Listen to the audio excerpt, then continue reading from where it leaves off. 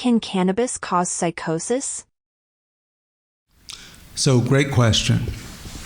And what I would tell you is that there's modest research on this, but what it's looking like is that if you use cannabis one time, even if you have like a family history of psychosis, it's highly likely that it's not going to progress to schizophrenia. But if you keep using cannabis, it's like pouring gasoline on a fire, and eventually the fire is going to propagate so that it's out of control. And so it's like, the Touch with Fire, that book by Kay Jamison. If the fire is not extinguished, then you're going to progress to psychosis. And that's what the early data is telling us, that the more you use, the more frequency, the larger amounts, and most importantly, the more potent the cannabis is. That is, how potent is the THC content? How high is it? That's where you can see progression in about maybe 10 to 15% of people. But that's still, if that happened in 10 to 15% of Canadians, that's still 4 to 6 million people. That's a lot of people. So fortunately it's not, and think of the suffering that causes for people and families, right? So unfortunately we're playing this game of Russian roulette right now with our community health. I think legalization is a good thing in many ways, but if you're in one of these vulnerable subgroups, i.e. young people and the mentally ill or mentally ill, this is a big problem. The number of young people, because of COVID, that I saw just retreat into like a cannabis-induced stupor because they just couldn't take it anymore. They couldn't stand being at home and not in university or whatever, not working. It took its toll.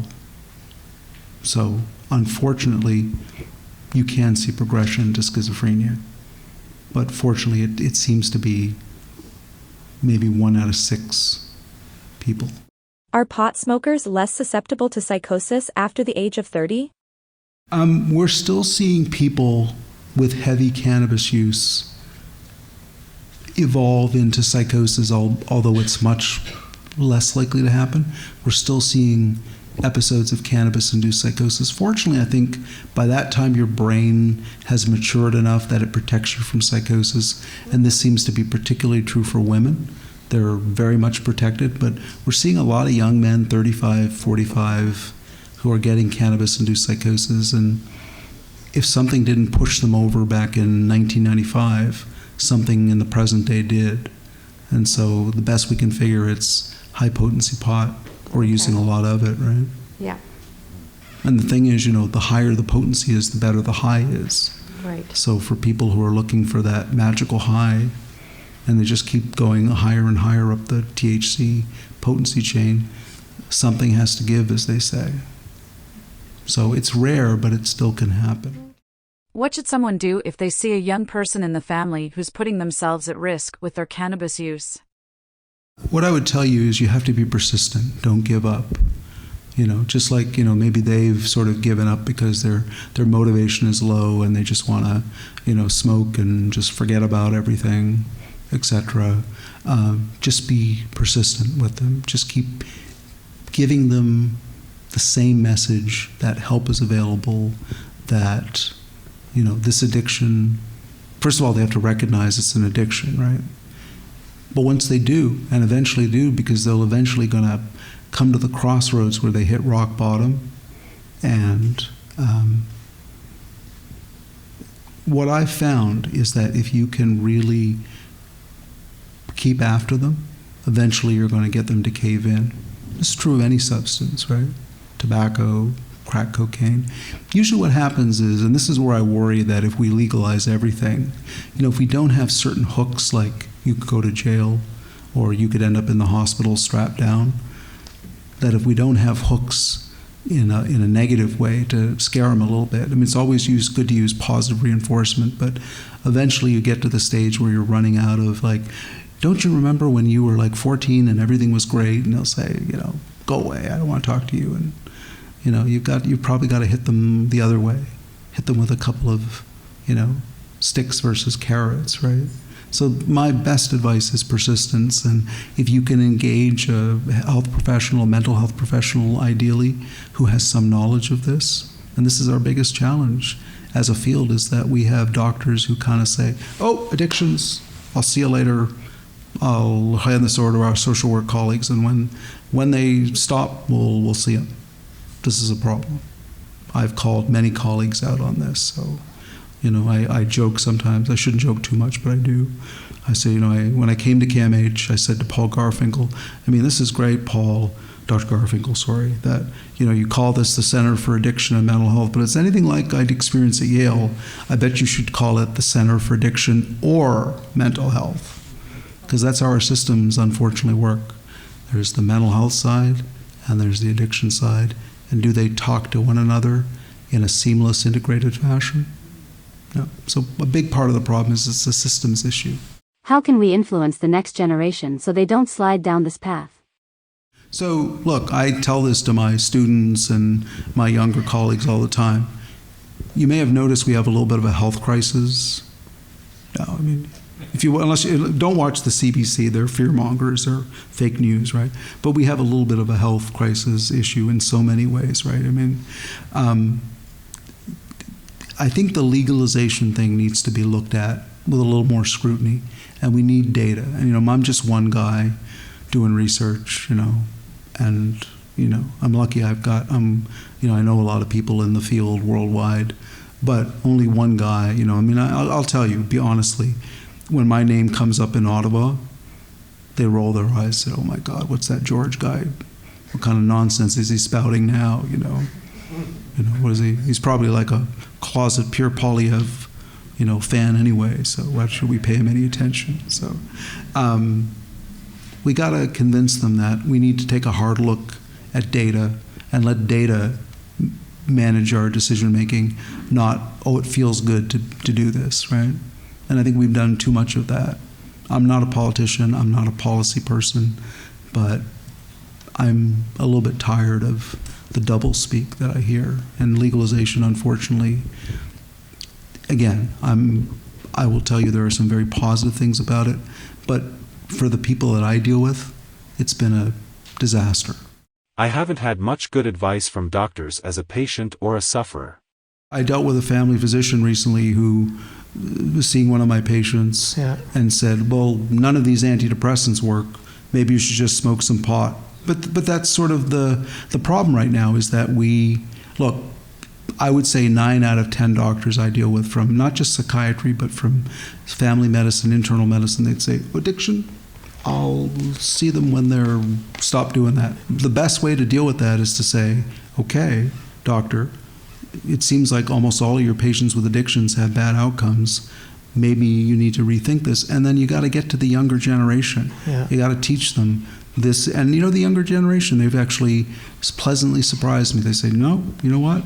This is not what we're getting in our education. We need to get this, and we need to learn about this, because this is like the most pressing issue for our patients right now, whether it be internal medicine or even surgery and psychiatry and family medicine. So we're not doing what we should be doing, right? I've got doctors in the community of almost any specialty giving stimulants like Ritalin and Adderall and Vyvanse to psychotic patients. And what do you think's happening? They're ending up in the emergency room, or they're ending up hospitalized. They say, oh, really? I didn't know that. People I know who smoke don't tell their doctors about it. Doctors are saying, I'm going to call you on this. I want you to go give a urine. And, usually what happens if they say, no, I'm not doing that, your answer, right? So we're not bringing up the issue with patients, and we're not confronting it when we're dealing with resistance. So if we just did basic motivational interviewing, that is, I need to persuade you in a non-judgmental way, not, you shouldn't do that, Johnny. It's, seems to me every time you're smoking cocaine or pot, you're ending up in trouble. And when you're not, things are pretty good. Seems to me like that ought to be giving you some idea of how you ought to move forward. Mm-hmm. Right? That's non-judgmental, but it's just presenting facts, right? Is there a way to reverse the effects of drug-induced psychosis? Besides stopping the medicine or taking medication? Yeah. Well, those are the two big ones. If you have psychosis, you want to treat it. And so hopefully the antipsychotic treatment is a brief kind of thing. But the number one way to not have a recurrence of drug-induced psychosis is to stop using the drug. I have a paper that's just coming out on sort of how to manage substance-induced psychosis in general. So when it actually gets in print in the next few weeks, I'm happy to send it to you, Maggie, and because it outlines, and I want it to be sent to doctors because doctors just don't know this information. But number one and number two are stop using the drug and let's treat the psychosis until it's better.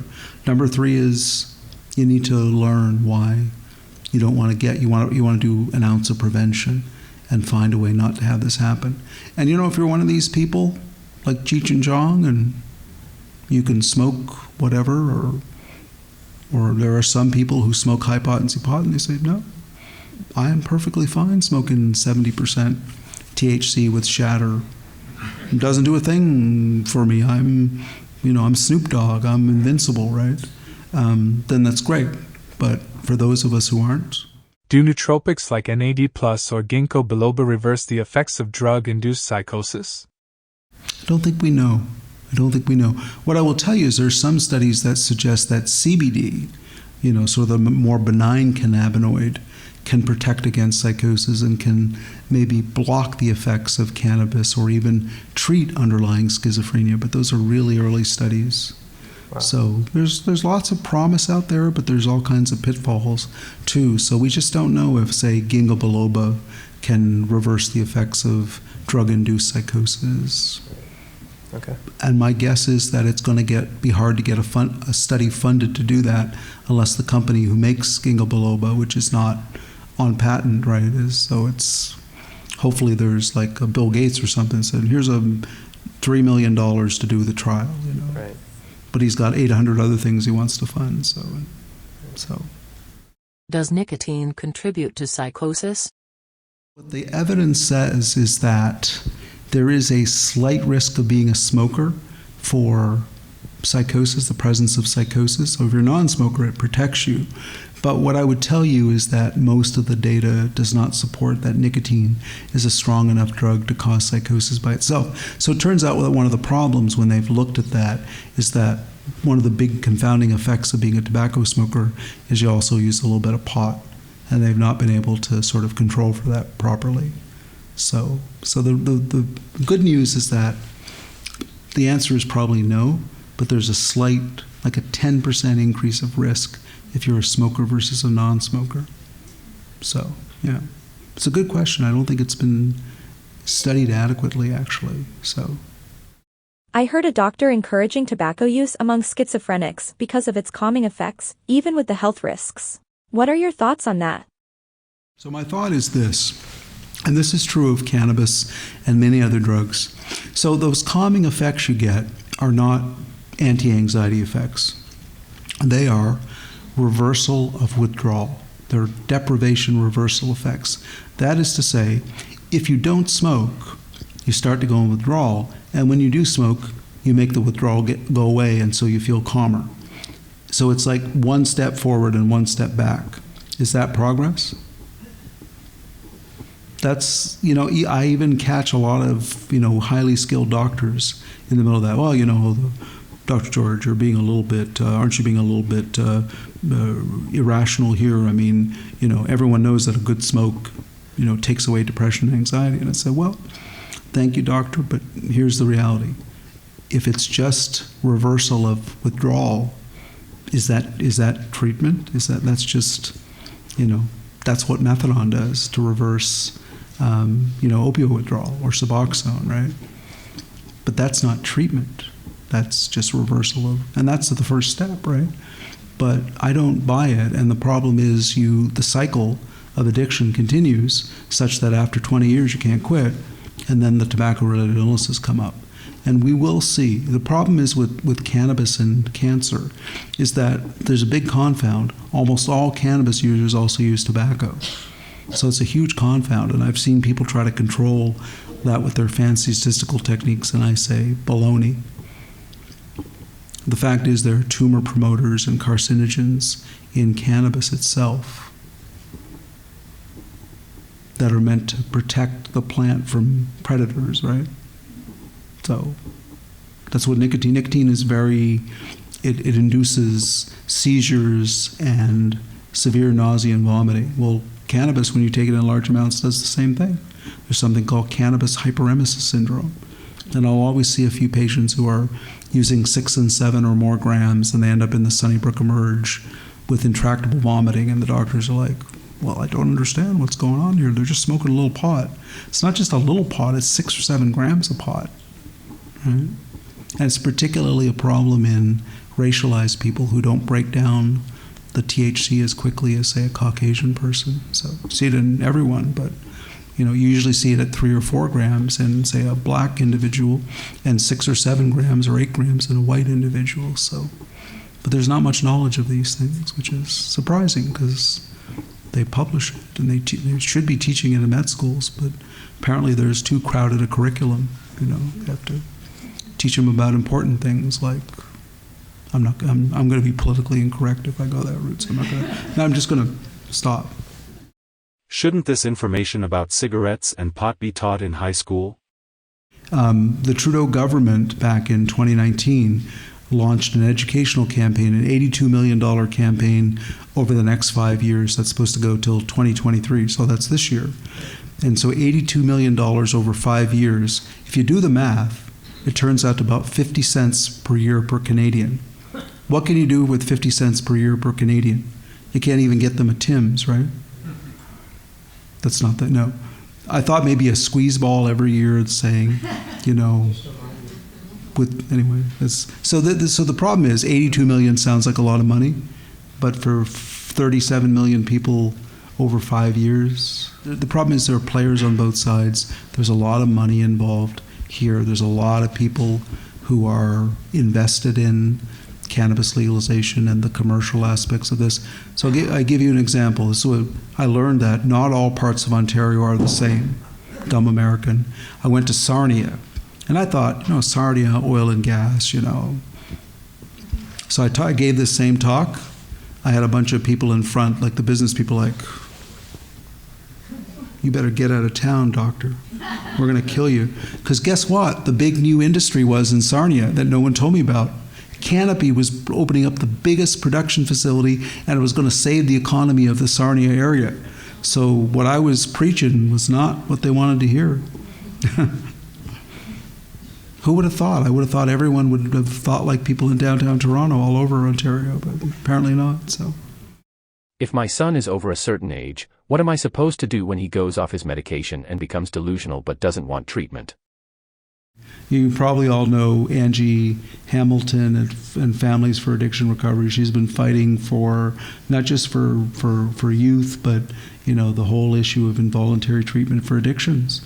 So, and what I tell her is, Angie, not just some of the time, but most of the time, they cross that threshold where they become, impaired psychologically. They meet at least box A criteria, and that's a time that you can act. But what do most physicians say? I'm not comfortable with that. It's bad, but it's not something that I'm willing to do for legal reasons, right? Or the CCB, the Consent Capacity Board, is going to overturn this, right? So I've heard every excuse as well. And so part of the problem is, for someone like me, telling the truth can be dangerous business, right? So if you push the obvious too much, then you just get discredited, right? So look, I fight this fight every day with, when I do consultations to the inpatient units just on top of the emergency room. It's hard. I have dealt with my own patients or other patients who 6 or 7 times they were seen in the emergency room and discharged because, they're just a cocaine addict. They're just a marijuana addict. They should just sign up for a CAMH group and it'll go away. But doctor, it's going to take me 2 years. Well, it's not my problem. You don't meet criteria for confinement, so bye-bye. So it's the revolving door. And how do we fix that? Well, one of the sad realities, and this is no one's fault, but this was a practical decision that was made, is that we had a 24-bed addiction recovery and rehabilitation unit called CATES. And I helped start that unit when I was chief of addictions. And when COVID came, they said, oh, we need those nurses in those beds for acute care, and we need those resources for the emergency room. But the problem is, it's like saying you want to win a Michelin star for the best restaurant, and you want to have a McDonald's approach with billions and billions served. So there's the discrepancy, and I think that, look, if we don't focus on a recovery model of mental health and addictions care, which, I think CAMH in spirit wants to do that. I think most places want to do that. But then there are economic and there are, many other forces, from ALC to, so many different things. Like, it's too hard to do a CTO and enforce a CTO. We don't have the resources. We don't have an ACT team that's 24 hours. We have a 9 to 5 ACT team. Really. That's like saying we have a missile defense system that's 9 to 5, banker's hours, right? Maybe someone like Kim Jong-il might say, oh, at 5:01 I have a chance, No, I don't mean to be facetious, but what we need is a different paradigm, right? So look, if 20% of Canadians don't have access to a GP, shouldn't we be training more GPs? Shouldn't we be saying that all of those GPs from India and Iraq should get a license because they're probably, like that show on CTV, about anyway, so had a name. But anyway, shouldn't we be hiring more nurses from the Philippines and from India that, anyway, look, Mr. Trump once said, I have a solution to the opioid crisis. If you're using, stop, and if you're not using, don't start. And me and Jürgen Rehm, the top, addiction policy guy in the world, said, oh my God, why didn't we think of that? Right? So simple solutions for complex problems, unfortunately, that school has never really gotten much traction. And so, and I think the problem is politicians, they're here for a limited term. And, once something like legalization comes in, it's hard to slow that express train down. And once you have a mental health system that is built with tremendous resources but functions at best on a wing and a prayer, there's part of the challenge, right? So all I can say is hopefully the next generation is willing to make some hard decisions and say, enough of the psychiatry approach to mental health. Let's actually do something substantial. Our metric should not be, but we served X number, hundreds of thousands of people this year. It should be, what's the quality of the care and what were the outcomes of those patients? And did we link physician reimbursement, which keeps going up and up, and I'm a physician, so, I say that at a physician meeting and it was like, let's kill him. Let's just kill him. Stop it. Shut up. You're not helping. No, but so, I actually would argue that doctors should be salaried and that, they be told it's the quality of care you give and the outcomes that matter rather than, how many people you see and how much money you can bill OHIP, which is unfortunately the current way of doing it. Look, Paul Kurdiak at CAMH did a study of physicians in Toronto, psychiatrists in Toronto and Ottawa versus North Bay and Thunder Bay, and he found the following. Physicians in Toronto bill twice as much and see half as many patients as doctors in North Bay and Thunder Bay. Is that equitable? So you can say the same 50 patients and make X number of dollars as someone who's seeing 3 times as many patients in Thunder Bay. How is that possible? Well, OHIP doesn't have any checks and balances. As long as you can submit a billing, you get paid. And occasionally they do an audit, but see, that's not how you build the foundation of the healthcare system. You've got to have. Anyway, I'm going to say something that'll get me in trouble. So, how do I know you're not an agent from CAMH, right? So.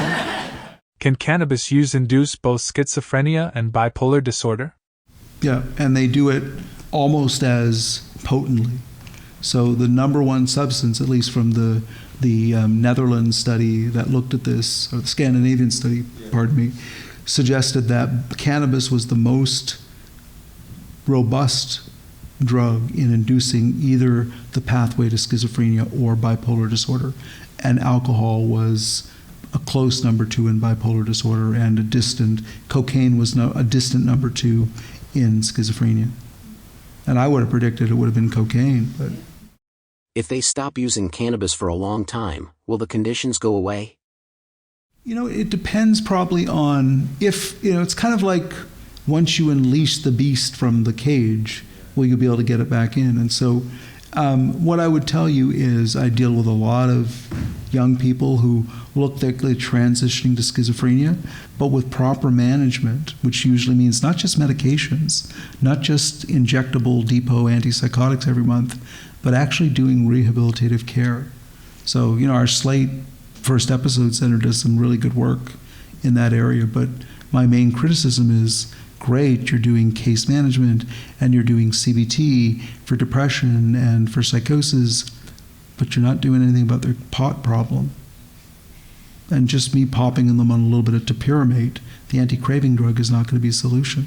I think it'll help, but unless you bring the addiction people and bring that content and that clinical care and dovetail it in with the psychosis care, you're going to have limited outcomes because you're not addressing the elephant in the room, right? And so we're seeing, I think there's been studies in the UK and in Europe where they've actually dovetailed that. And in New Hampshire, believe it or not, in New Hampshire, they have one of the best types of state-sponsored care, public care for people with psychosis and addiction. And if you do everything the right way with right case management and right integrated care, you can actually make a big difference, not only in progression to more, chronic forms of schizophrenia, but you can actually get them to stop using.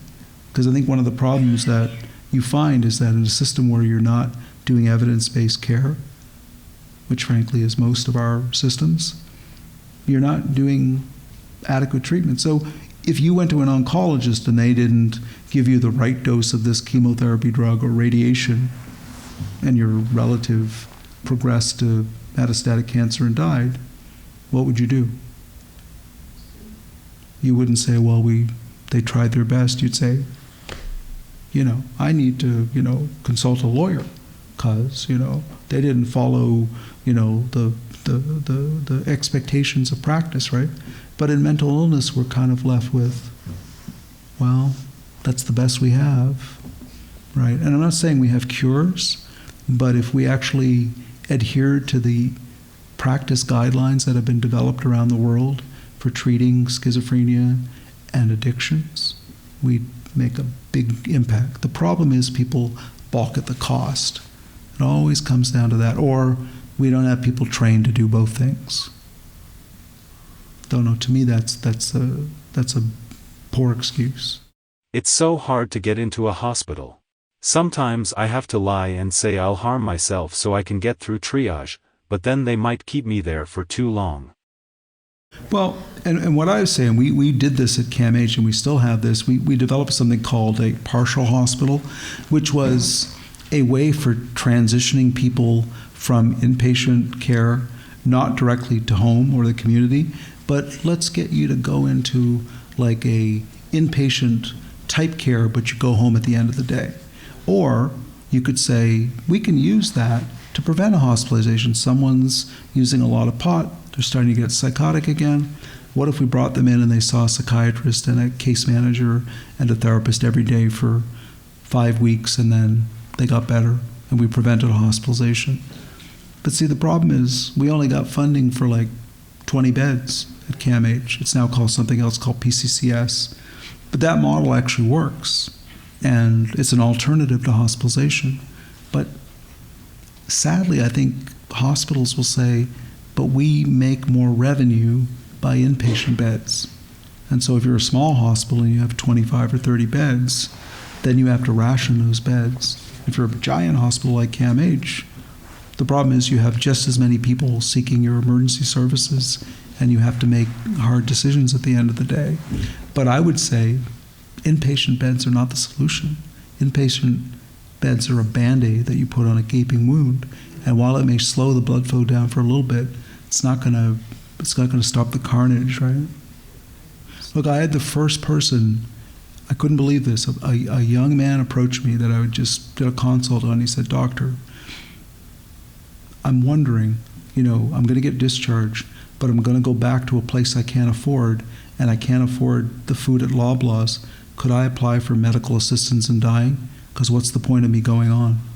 Can you believe? I can't believe that. I said, "No, I cannot put your application forward for social reasons." And yet, this is what we're facing sometimes. So whether you see that as a positive thing or not, people are going to see that, okay, could that be an option for me? I can't pay the rent, but that has nothing to do with mental illness. Those are the fact that Toronto is a very expensive place to live, as I'm sure Richmond Hill is, right? But should that be a reason that we, of course not, hopefully not.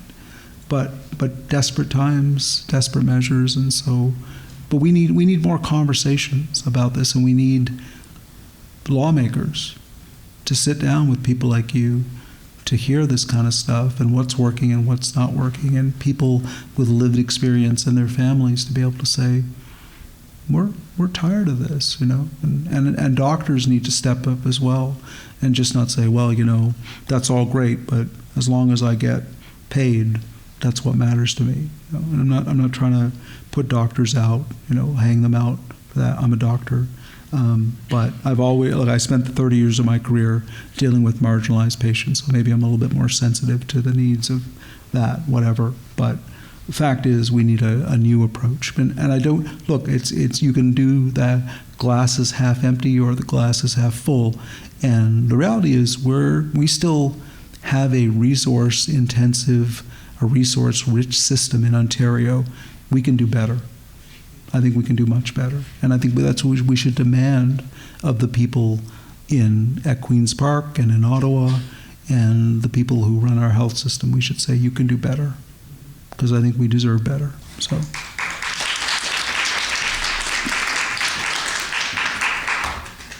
Amen to that. I'd like to thank you very much. This is a small token of our appreciation. It's been great being able to talk to you and be able to ask questions afterwards. It's really been helpful. It's been a pleasure to be here. Okay, great. Thank you so much.